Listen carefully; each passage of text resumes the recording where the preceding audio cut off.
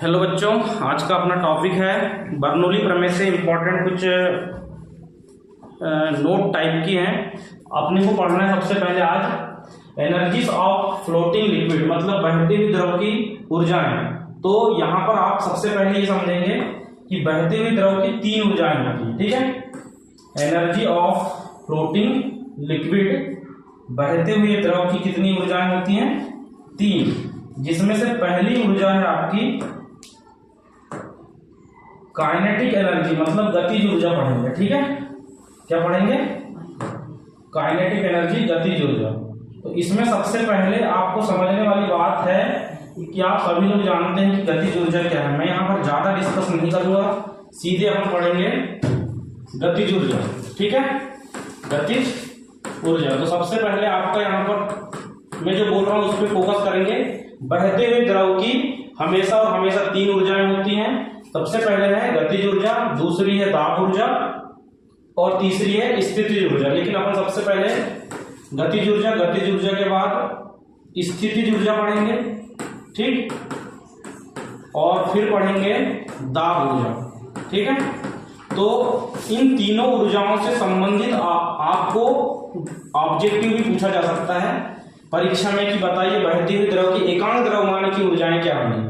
तो ठीक है, तो पहली ऊर्जा गतिज ऊर्जा, और इन गतिज ऊर्जाओं में सब में दो दो टॉपिक टाइप पढ़ेंगे। पहला टॉपिक टाइप रहेगा एकांक द्रव्यमान की, और दूसरा टॉपिक मतलब पॉइंट रहेगा एकांक आयतन की। ठीक है, हमेशा पढ़ेंगे एकांक आयतन की, इसके लिए भी, इसके लिए भी और इसके लिए भी। बात समझ रहे? मैं यहां पर लिख दे रहा हूं कि गतिज ऊर्जा पढ़ेंगे एकांक आयतन की और एकांक द्रव्यमान की। बात समझ गए? वैसे ही स्थितिज ऊर्जा एकांक आयतन की, एकांक द्रव्यमान की। ठीक, वैसे ही दाब ऊर्जा एकांक आयतन का और एकांक द्रव्यमान का। क्लियर बात? इतनी सीधे साइड हेडिंग पे आएंगे अब अपन।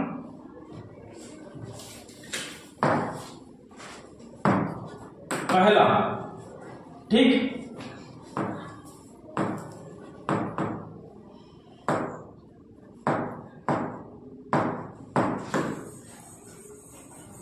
पहली साइड हेडिंग आपकी ये रहेगी गतिज ऊर्जा। ठीक, तो गतिज ऊर्जा आप सभी लोग जानते हैं कि जब कोई द्रव गति करेगा तो उसकी गति के कारण जो ऊर्जा उत्पन्न होगी वो कौन सी ऊर्जा कहलाएगी? गतिज ऊर्जा कहलाएगी। ठीक, तो गतिज ऊर्जा सभी लोग ध्यान से देखेंगे, कोई भी कठिनाई नहीं है इसमें। गतिज ऊर्जा, ठीक। तो जैसा कि आप जानते हैं कि मैंने आपको यहाँ पर क्या बताया था कि गतिज ऊर्जा तो पढ़ेंगे तो सबसे पहले क्या पढ़ेंगे? एकांक आयतन की पढ़ेंगे। काय की पढ़ेंगे? एकांक आयतन की गतिज ऊर्जा की बात होगी। ठीक, तो एकांक आयतन की गतिज ऊर्जा में आप सभी लोग जानते हैं कि गतिज ऊर्जा क्या होती है? गतिज ऊर्जा आप सभी लोग जानते हैं काइनेटिक एनर्जी के इज इक्वल टू क्या होगा? 1/2 mv² होता है। ठीक है, यहां पर कोई भी कंफ्यूज नहीं होगा v में।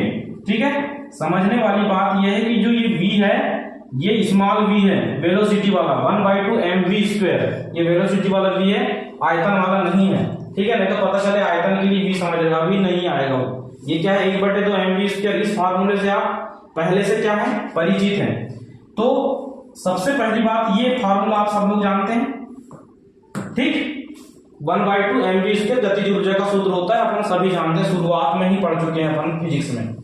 लेकिन सबसे मुद्दे वाली बात यह है कि एकांक आयतन की गतिज ऊर्जा पढ़ रहे हैं, और एकांक आयतन की जब भी बात होगी तो क्या होगी? 1/2 mv²। ये वेलोसिटी वाला है, और इस पूरे के बटे में क्या रहेगा? एकांक आयतन बोला है। क्या बोला है? एकांक आयतन। तो आयतन बोला है तो यहाँ पर कैपिटल V की बात आएगी। बात समझ गए? एकांक द्रव्यमान बोलेगा तो यहाँ पर कैपिटल M आएगा। ठीक, तो सबसे पहले अब आपको यहाँ पर क्या करना है?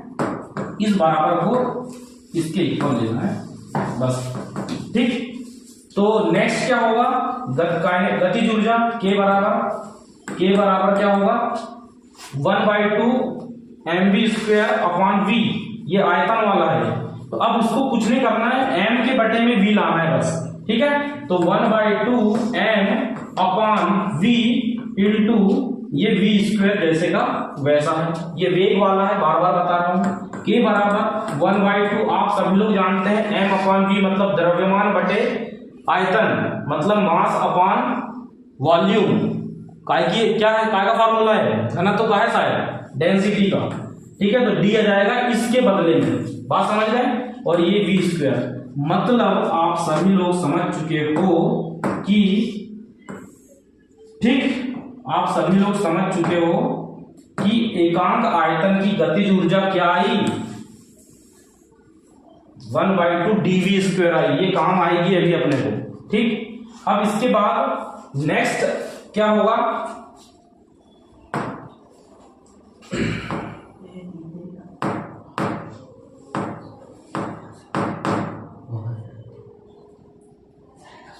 ठीक।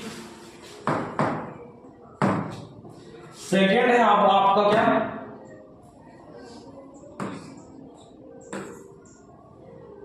फर्स्ट ही टॉपिक चल रहा है, लेकिन यहां पर काय की बात आएगी, एकांक द्रव्यमान की गतिज ऊर्जा, ठीक है। एकांक आयतन की गति, द्रव्यमान की गतिज ऊर्जा, ठीक। तो सबसे पहले अब यहां पर क्या होगा, गतिज ऊर्जा को कैसे रिप्रेजेंट करते हैं, तो कैसे रिप्रेजेंट करेंगे तो क्या होगा,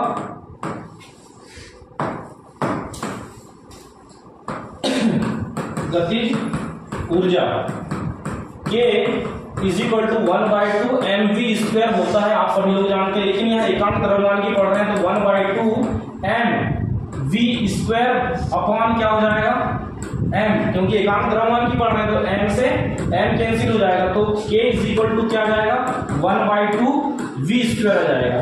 तो यहां पर अब समझने वाली बात यह है कि इसका सेकंड फार्मूला क्या आ गया, इसका सेकंड फार्मूला ये आ गया आपके पास, देखो गतिज ऊर्जा के दो फार्मूले हो गए, कौन कौन से हो गए, ठीक। एक हो गया एकांक आयतन का पहले वाला, और अब हो गया k बराबर 1/2 v² हो गया, ठीक है। सीधी सीधी बात चले। अब इसके बाद आएगा आपके पास, देखो गतिज ऊर्जा का काम खत्म हो चुका, गतिज ऊर्जा दो आ गई, एक एकांक आयतन की आ गई और एकांक द्रव्यमान की आ गई, ठीक। तो अब क्या होगा, सेकेंड साइड हेडिंग रहेगी, ये फर्स्ट साइड हेडिंग थी आपकी, फर्स्ट साइड हेडिंग की दूसरी side heading, first side heading क्या थी, एकांक, सबसे पहली साइड हेडिंग थी गतिज ऊर्जा, बहती हुई द्रव की गतिज ऊर्जा, और इसकी दो साइड हेडिंग थी, एक एकांक आयतन की और एकांक द्रव्यमान की, ठीक है। अब सीधे सीधे चलते हैं दूसरी साइड हेडिंग की और वो साइड हेडिंग है आपकी क्या, स्थितिज ऊर्जा, बहती हुई द्रव की स्थितिज ऊर्जा, पोटेंशियल एनर्जी, ठीक है। तो ये जिसे आप यू से रिप्रेजेंट करेंगे, तो इसमें भी फिर से सब साइड हेडिंग क्या रहेगी आपकी, एकांक आयतन की, एकांक आयतन की स्थितिज ऊर्जा। तो सिंपल सी बात है, एकांक आयतन की बोलेगा तो आयतन का भाग दे देंगे बस, तो सिंपल है। स्थितिज ऊर्जा को U से रिप्रेजेंट करते हैं, और आप सभी लोग जानते हैं स्थितिज ऊर्जा का सूत्र है U बराबर mgh होता है, क्या होता है mgh, तो mgh ये हो गया, तो U बराबर, और आप सभी लोग जानते हैं कि सब साइड हेडिंग एकांक आयतन की चल रही, मतलब आयतन का भाग देना है, एकांक आयतन बोला तो V का भाग देना है, मतलब आयतन का भाग देना है, तो mgh अपॉन कैपिटल V लिखेंगे, बार बार बोल रहा हूं, तो U बराबर m/v, इसको मैंने एक साथ लिख दिया GH, इसका मतलब ये हो गया कि U बराबर जो आपका आया m/v को d लिख सकते हैं, डेंसिटी d बराबर m/v होता है, घनत्व बराबर द्रव्यमान बटे आयतन, तो dgh हो जाएगा। तो आप सबसे पहले यहां पर ये समझ लें कि ये जो आया है फार्मूला, ये एकांक आयतन की स्थितिज ऊर्जा का है, ये वाला फार्मूला U बराबर dgh, याद रखेंगे सभी लोग। अब सीधे चलते हैं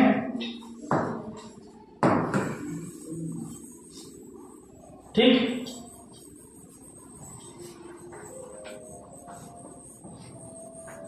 एकांक, पेन का बस याद रखना, एकांक आयतन था, तो अब यहां पर क्या हो जाएगा, द्रव्यमान। बात समझ गए कि स्थितिज ऊर्जा, और स्थितिज ऊर्जा में U बराबर आप सब लोग जानते हैं mgh होता है, U बराबर m/gh, और m/gh मतलब एकांक द्रव्यमान की थी तो m से जाएगा, तो m से m कट जाएगा, तो U बराबर बचेगा gh। तो ये जो आया आपका, ये आ गया क्या, ये आ गया एकांक द्रव्यमान की स्थितिज ऊर्जा आ गई। दाब द्वारा किया गया कार्य W और बल गुणा विस्थापन हो जाएगा। और आप सब लोग जानते हैं कि जो दाब का सूत्र होता है, दाब बराबर बल बटे क्या होता है, क्षेत्रफल होता है, क्षेत्रफल होता है। इसको सिंपल सी बात करेंगे तो P बराबर F/A होता है। तो यहां से क्या काम करेंगे, आपको क्या चाहिए, आपको चाहिए यहाँ पर फोर्स ये है और ये है विस्थापन, मतलब x ले रहे हैं या लंबाई जो भी है, तो F का मान क्या आएगा, PA आ जाएगा। क्या आ जाएगा, अरे F का मान क्या आएगा, PA। तो ये P इंटू A हो गया और ये हो गया x। कुछ बात समझ में आ रही है, ये क्षेत्रफल है और ये क्या है, विस्थापन मतलब लंबाई है। तो P बराबर आप सब लोग जानते हैं, क्षेत्रफल मतलब लंबाई गुणा चौड़ाई, और फिर से एक लंबाई आ गई, मतलब टोटल कितनी लंबाई हो गई, 3 लंबाई, और 3 लंबाई मतलब क्या है, आयतन। तो ये जो एकांक सॉरी जो द्रव की जो दाब ऊर्जा है, द्रव की दाब ऊर्जा का फार्मूला ये आया है PV। क्या है, PV। अब अपने को इसके बाद क्या करना है, इसके बाद निकालना है क्या, इसके बाद निकालना है आपको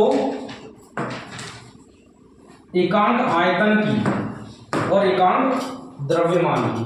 तो यहां लिखेंगे एकांक आयतन की दाब ऊर्जा। तो एकांक आयतन की दाब ऊर्जा क्या हो जाएगी, आप सब लोग जानते हैं, दाब ऊर्जा इज इक्वल टू, सूत्र क्या आया अभी, PV। एकांक आयतन के निकाल रहे हैं तो P बटे V बटे में V, और आप सब लोग जानते हैं ये V आयतन है ना कि वेग है, इसलिए इसको थोड़ा बड़ा बनाएं, ठीक, और कान को थोड़ा खुला रखें अच्छे से। तो ये V आयतन से आयतन कैंसिल हुआ, तो दाब ऊर्जा क्या आई, P आई। ठीक है, दाब ऊर्जा क्या आई, P। ठीक ठीक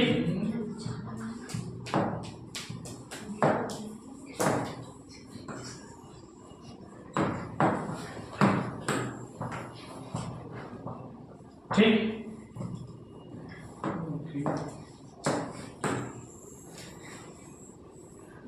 ठीक, दाब ऊर्जा क्या आ गई, P। अब इसके बाद आपकी सेकेंड साइड हेडिंग क्या आ जाएगी, एकांक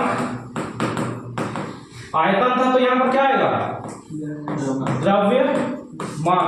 तो एकांक द्रव्यमान की दाब ऊर्जा, तो दाब ऊर्जा क्या हो जाएगी, हिंदी में लिखा है दाब ऊर्जा, तो दाब ऊर्जा ही रहेगी, बराबर PV रहेगा, क्योंकि ये फार्मूला है, जैसे 1/2 mv² और mgh होता था, वैसे ही ये भी दाब ऊर्जा का सूत्र PV होता है। बस ऐसा याद रखें, डायरेक्टली अगर ये निकालते नहीं भी बनेगा, कार्य बराबर फिर बल गुणा, फिर आपको विस्थापन लगाना है, फिर उसका बल का सूत्र लगाना है दाब के रूप वाला, तो ये इससे नहीं भी करोगे, डायरेक्ट ये याद है तो आप लिख दोगे, कोई दिक्कत नहीं। दाब ऊर्जा PV, लेकिन एकांक द्रव्यमान भी चाहिए अपने को, तो PV बटे एकांक द्रव्यमान, तो काय का भाग देंगे, M का, काय का भाग देंगे, M का, तो ये हो जाएगा। अब यहां पर समझने वाली बात है, ठीक, P बटे V/M, एकांक द्रव्यमान था तो M का भाग दीजिए, लेकिन यहां पर अब क्या चेंज आएगा, P जैसे का वैसा V/M, और आप सब लोग जानते हैं ये V क्या है, आयतन ही, क्या है, आयतन। और आप सभी लोग जानते हैं कि D डेंसिटी बराबर क्या होता है, M/V, मास अपॉन वॉल्यूम। लेकिन भैया अपने को यहाँ पर V/M है, यहाँ पर क्या है, M/V।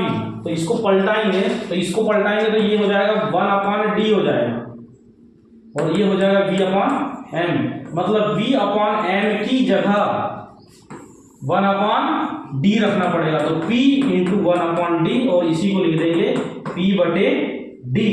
क्या रख देंगे? P/d रखेंगे, तो P/d ये आ जाएगी आपकी क्या? दाब ऊर्जा। ठीक, किसकी? एकांक द्रव्यमान की। ठीक, चलिए